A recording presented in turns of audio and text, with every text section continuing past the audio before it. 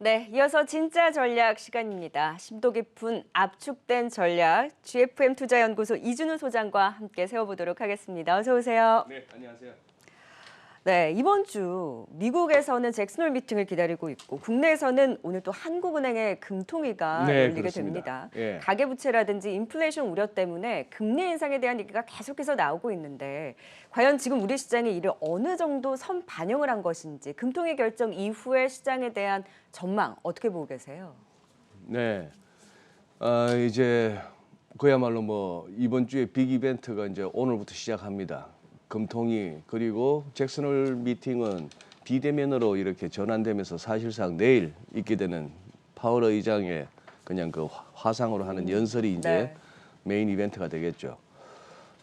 우리 금통위는 사실 시장에서는 어느 정도 다 뭐 선반영이 되었다고도 할 정도인데 이게 아무래도 컸죠. 지난 화요일 날이었나요? 23일이면은 월요일이었나?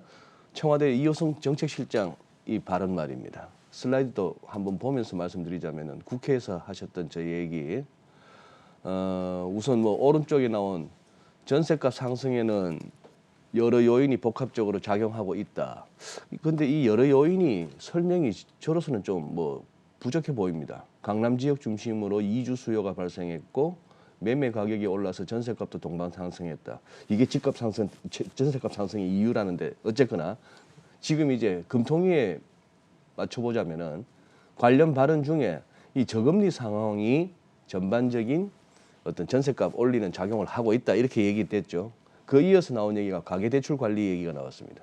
그래서 연간 한 4 내지 6% 정도로 늘었던 게 코로나 이전이었다면은 지금은 작년하고 올해 한 8 내지 9%까지 증가했다. 굉장히 빠르죠. 네. 그리고 이제 이 부분이 시장으로서는 뭐 금리 인상은 거의 뭐 피하기 어렵겠다 싶었던 것이 통화 정책의 정상화 경로. 저 얘기가 결국은 너무 낮은 금리를 이제 정상화하자는 거죠.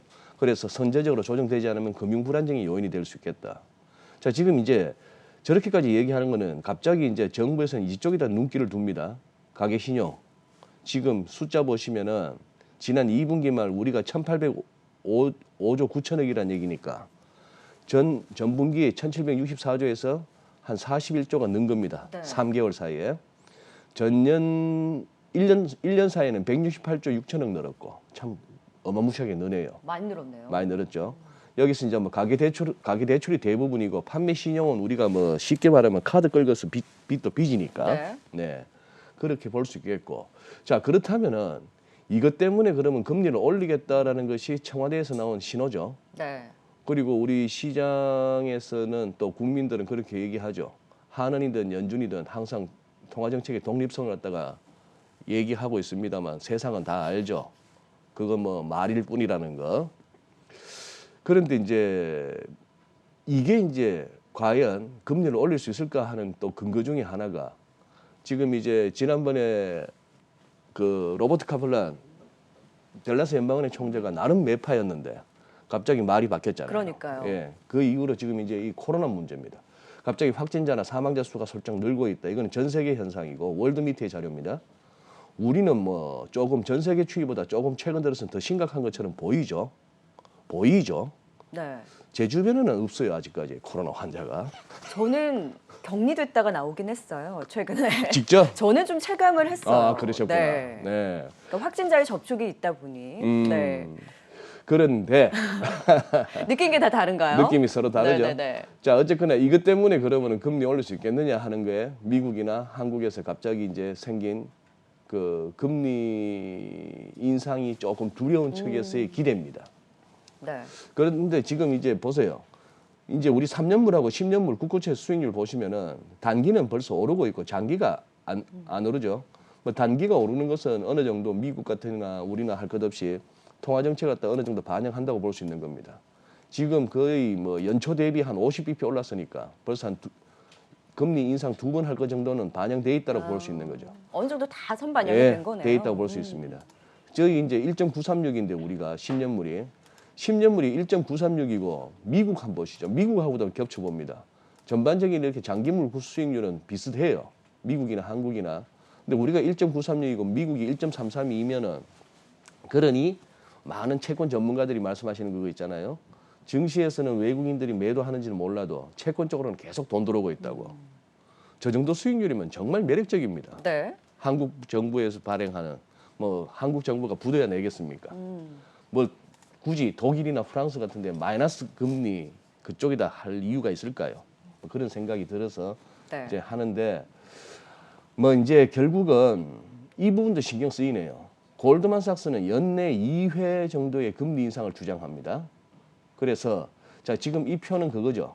파란색은 금리 인상 여부를 결정하는 금통이고 이제 노란색은 금리 인상 결정하고는 상관없는 꽤나 자주 모이죠. 금통위원들 자주 모이는데 오늘 만약에 안 한다면은 이제 10월하고 11월 네. 두 번 있습니다. 그런데 골드만삭스가 이런 경우는 제 경험상 그래요. 골드만삭스가 이렇게 자기들의 리포트를 갖다가 금과 억조로 여기는 시장을 상대로 뭘 해먹으려면은 이 표현도 죄송하네요. 그걸로 뭘 도모하려면은 가끔씩은 맞춰줘야 됩니다. 네. 이런 거는 맞춰줘야 돼요. 저는 거의 골드만삭스가 어딘가 들은 얘기가 있다고 생각합니다. 가능성이 높다라고 가능성이 보세요? 높다고 보는 거죠. 오, 네. 코스피 3,750은 12개월 목표치니까 뭐 지금 레벨에서 3,750 그렇게 이제 하고 있어서 아마 한다고 봅니다. 저는. 연내 금리 인상 두 번을 어느 정도 채권 시장에 반영을 했다고 함은 이번 금통위에서 금리 인상을 하고 매파적인 발언이 나온다고 하더라도 시장에 미치는 영향은 제한적이다라고 보시는 그렇다고 거네요. 봐야 되겠죠. 예, 어떻게 보면은 뭐 80원대를 올라설 듯하던 환율도 다시 이제 1,160원대 초반으로 오고 하는 이런 부분에서도 어느 정도 돼 있고 뿐 아니라 테이퍼링도 해버리는 게 좋습니다. 근데 테이퍼링에 대해서 앞서서도 비대면이고 짧게 진행하다 보니까 그 예. 발언이 나오지 않을 것이다, 제한적일 예. 것이다라는 데 컨센서스가 형성이 되어 있잖아요. 예. 이것도 거의 시장이 반영을 했다라고 보세요. 시장이 테이퍼링을 갖다가 반영한답시고 조금 흔들렸던 거 아니에요, 최근에. 네. 그런 상황이었는데 테이퍼링이라고 해봐야 그래도 매달 1,200억 달러씩 유입되던 유동성이 조금 줄어서 들어올 뿐이지 유동성을 걷어가는 건 아니란 말이죠. 근데 이제 재밌는 거는 월가에서조차도 테이퍼링 좀 하자고 해라라는 주문이 더 커진다는 겁니다. 불확실성이 더 싫다는 거네요. 예, 불확실성도 싫고 그리고 우리가 보기에는 돈벌이에 혈안돼 있는 월가 같지만 그쪽에서 자산 운용가 뭐 CIO 이런 사람들이 블룸버그 TV나 CNBC 인터뷰를 나와가지고 하는 말이 맞는 말을 해요. 뭔 놈의 지금 같은 상황에서 그렇게 또 1,200억 달러니 이 얘기를 하는 겁니다. 지금 같은 경기 상황에 지금 같은 기업 이익이 나고 지금 같은 경제 성장률 전망이 나온다면은 적어도 국고채 금리가 한 3%는 되고 그래서 인플레이션율 한 2% 빼서 실질적인 수익률 한 1% 되고 실질 금리도 제로 정도는 와줘야지 이게 지금 뭐 마이너스 1점 몇 프로고 실질 금리가 정책 금리가 아직도 0에서 기울고 이게 지금 세상이 맞는 세상이냐 이런 얘기를 하는 거죠. 이런 얘기를 하는데 중앙은행 쪽은 더 대담해지고 있습니다. 자기들이 기후까지 감당하겠답니다. 기후까지 감당하고 있고 흑인 노동자들의 실업률을 갖다가 끌어올리는 것도 자기들이 하겠답니다. 뭐 슈퍼맨이에요. 못할 게 없어요. 그러면 뭐 이제 중앙은행만 있으면 다 될 것 같아요. 재무부도 필요 없고 경제수석도 필요 없고 산업자원부, 국토안전부 필요 없고 네. 환경부 필요 없고 뭐 그런 상황이 됐는데 과연 이제 파월 의장이 어디까지 얘기를 할 수 있을까? 월가에서는 이론적으로나 상식적으로나 너희가 지금쯤은 테이퍼링에 대해서 제대로 된 일정을 밝히는 게 맞다라는 것과 더불어 네. 조금은 더 투자 관점에서도 그게 시장에 오히려 낫다. 뭐 이런 지금 분위기가 나왔습니다. 한번 결과를 살펴보시죠. 네. 저는 파월 의장 그만한 용기 없다고 봅니다. 지켜봐야 되겠네요. 예, 한번 지켜보시죠. 네. 이런 부분들을 다 감안을 했을 때 네. 이제 궁극적으로는 환율의 흐름을 살펴봐야 되잖아요. 네. 지난 시간에도 환율에 대한 말씀을 깊게 해주셨는데 사실 외국인의 매도세가 완화되기도 했고 원달러 환율도 뭐 외환 당국의 움직임이든 뭐든 일단 급등했던 움직임이 어느 정도 안정이 되기는 네. 했는데 과연 이런 빅 이벤트를 보내고 나서도 이 흐름이 조금 더 이어질 수 있는지 여부에 대해서는 어떻게 보세요? 환율요? 네. 그래요. 윤석열 그림 제가 요거 준비했는 슬라이드 그 사진이 아까워서 요 말씀 드리고 환율 넘어갈게요. 테이퍼링 관련해서 예, 네. 예, 예. 그림을 안 봤군요. 어우, 네, 보고 말씀드리다가 가야죠. 예. 지금 여기가 잭슨홀 분위기가 이런 도시입니다. 와이오밍주에 있는 휴양 도시로 알려져 있는데 이 와이오밍주가 참 그 유타주 그 콜로라도 위에 있는 그쪽인데 주 전체적으로 인구가 30만 근방인가 봐요. 정말 그 넓은 땅에 사람 얼마 없는. 근데 지금 이 사진을 보면은 이 왕년에 그 쟁쟁했던 구로다 하루이코, BOJ 총재, 제니 옐런 연준 의장 시절, 그리고 마리오 드라기 지금 이탈리아 총리하고 있는 22 총재 그 시절입니다. 마스크 안 쓰고 이렇게 이런 모습들이 참 생소하죠 요새. 네. 지금 여기는 이 잭슨홀 회의를 갖다가 주최하는 캔자스시티 연방은행 총재의 의장인 메스 조지, 그리고 여기가 존 윌리엄스 지금 뉴욕 연방은행 총재하는, 이 사진 찍을 무렵에는 샌프란시스코 연방은행 총재였고 파월인데, 자 지금 포인트는 이거예요. 이제 자꾸 포스트 코로나 얘기는 이제 물 건너가죠. 코로나 종식 이후를 갖다가 얘기하는 것은 좀 불가능하다는 것 같다 세상이 알고 있습니다. 그렇다면 어떻게? 이제 위드 코로나예요. 네. 위드 코로나를 가고 있는 와중인데 어쨌거나 이번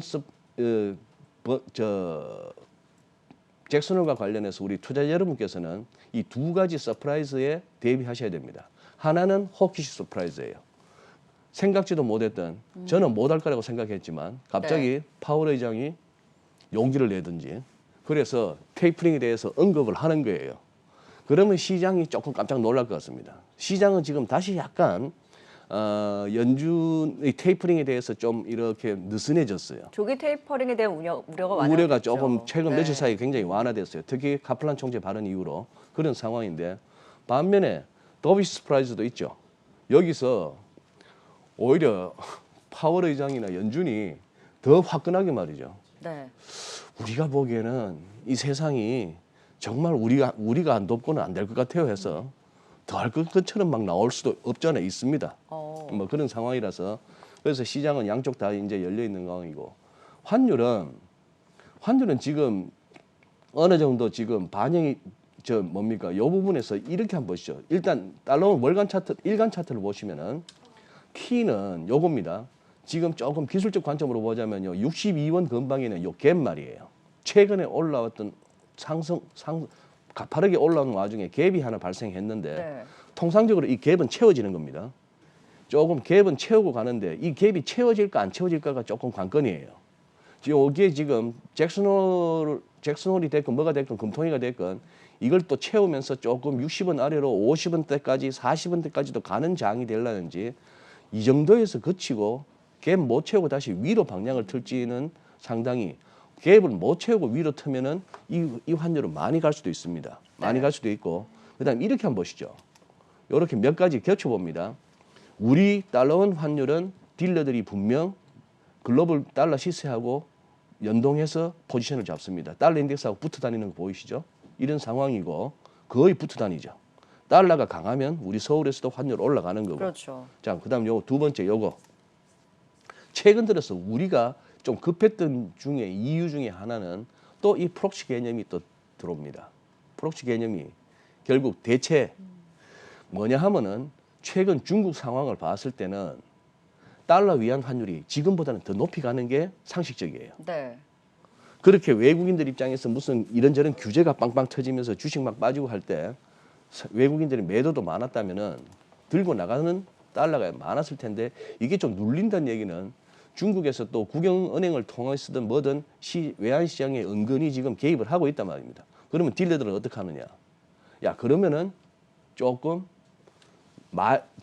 말되게 움직이는 원화로 가자 이렇게 되는 거죠. 네. 그래서 위안 약세 쪽 베팅을 갖다가 서울에 와서 했을 가능성도 있고요. 그다음에 또 하나 겹쳐봐야 될 차트는 이거죠. 주가하고는 완전히 반대 아닙니까? 늘 보여드리는 차트입니다만 네. 거의 데칼코마니입니다. 거의 데칼코마니인데 최근에는 어떻다? 조금 주식 떨어질 때. 떨어지는 게 조금 더 급했죠. 그런 상황에서 자 지금 환율을 이렇게 보시죠. 차라리 요거 종가 중심으로 해서 이렇게 끈 이 선 차트로 보면은 이렇게 저점끼리 연결한 선이 보입니다. 저점끼리 연결한 선이 보이는데 일단 1160원 근방이 중요하다는 건 느껴지시죠? 네. 그래서 오늘 금통이 포함, 잭슨을 포함해서 1160원이 깨지면은 추가 한 20원 정도까지는 이렇게 가능성이 보입니다. 그 사이에 그러면 우리 지수가 어디까지 반등하는가가 상당히 또 궁금해지는 거죠. 네. 예. 얘가 이제 내려오는 사이에 우리 지수도 올라갈 것 같은 그런 상황이라서 그래서 이제 3,200 선도 회복할 수 있을까 하는 정도의 한번 그걸 하고 있습니다. 지금 어제 자꾸 이제 3,140 중반쯤 오니까 자꾸 이렇게 막히는 거는 요것도 기술적으로는 설명이 돼요. 묘합니다. 뭐 천몇백 개의 종목들이 만든 지수인데도 불구하고 희한하게 이렇게 기술적으로는 요쯤 오면은 저항이 될 텐데 하는 부분에 가면은 주춤주춤해요. 이벤트를 앞둔 경계감은 아닌가요? 이벤트를 앞둔 경계감이기도 한데 그 경계감을 하필이면 그 지수 근방에서 이렇게 보인다 하는 거는 그거는 기술적으로 짚어지는 이제 그런 상황인데요. 뭐 제가 수시로 보여드렸던 피보나치만 이렇게 그어 보시더라도 최근 낙폭에 대해서 한번 피보나치만 펼쳐 보시더라도 어제 자꾸 막히던 레벨은 한눈에 보입니다. 그래서 이제 우리 개별 종목을 하시는 분들에게서 지수는 중요하지 않다라고 하지만 그래서 전반적인 분위기를 보시기 위해서는 수시로 HTS 같은 데에서 그런 식으로 자꾸 얘가 어디까지는 열려 있는가를 자꾸 이렇게 점검하면서 네. 가셨으면 합니다. 결국에는 오늘이 이벤트 이후에 큰 변곡점이 될 가능성이 높고 1160원 선을 깨고 내려가는지 여부와 더불어서 3140포인트를 제대로 뚫고 네, 올라가는 흐름을 그렇죠. 3200까지 열어두고 봐야 되는 거네요. 그렇습니다. 그런 상황이고 네. 미국도 참 묘한 거는 나스닥 15,000 살짝 올라섰죠. 네. 나스닥 15,000하고 S&P 500 4,500이죠. 요 레벨도 이제 슬쩍슬쩍 건드리고 하는데 여기서 딱 잭슨홀을 기다리네요. 요게 요 레벨들도 그 각각 나스닥과 S&P 500에서 아마 어지간한 알고리즘에서는 다 입력돼 있어서 네. 주목하고 있을 기술적인 크리티컬 레벨입니다. 그러면 지금 뭐 환율의 흐름이라든지 지수도 그렇고 열어두는 이제 범위는 말씀해 주시긴 했는데 지금 뉴욕 증시는 계속 고점을 높여가고 있는 반면에 국내 증시는 반도체주도 그렇고 부침도 있었잖아요. 네. 괴리가 좀 있단 말이죠. 아무리 네. 반등이 좀 나왔다고 하더라도 이 갭매우기 좀 쫓아가는 흐름을 그래도 기대를 해볼 수 있을까요? 앞서 우리 유동원 상무님하고 남인호 소장님도 말씀하셨잖아요. 서학개미 처음에 걱정 많았는데 의외로 훨씬 좋았다. 이런저런 어떤 채팅방에 가보면은 야 그냥 미국 주식 하자 이런 글들이 많이 보여요. 이런 글들이 많이 보이고 그러고 보면 유동 상무님 참 리딩 잘하셨어요. 그런데 지금 이제 문제는 그거죠. 거기다가 서학개미의 또 성공적인 부분은 화내서까지 이거는 먹고 들어갑니다.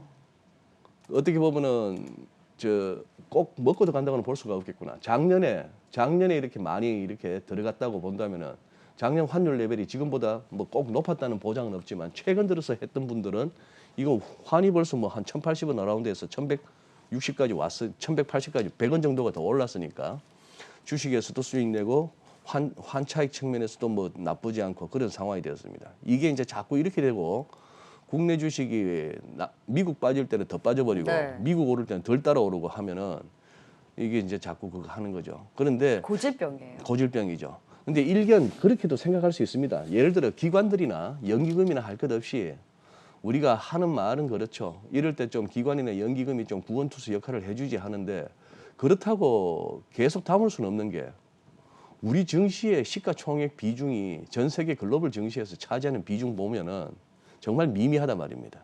우리 시장이 아직까지 이제 더 커져야 되는 거고 또 투자 관점에서는 개인이나 기관이나 연기금이나 할 것 없이 뭐 거기에 지금 돈에 무슨 애국심이 작용할 때가 어디 있습니까? 애국심도 작용해야 되겠지만 수익률 먼저인데요. 네. 어디가 돈 될 것인가를 따져야 되는 거고 또 뭐 왜 한국 증시만이 아닌 선진국 증시와 이머징 증시 간의 디커플링이 왕왕 나타나죠.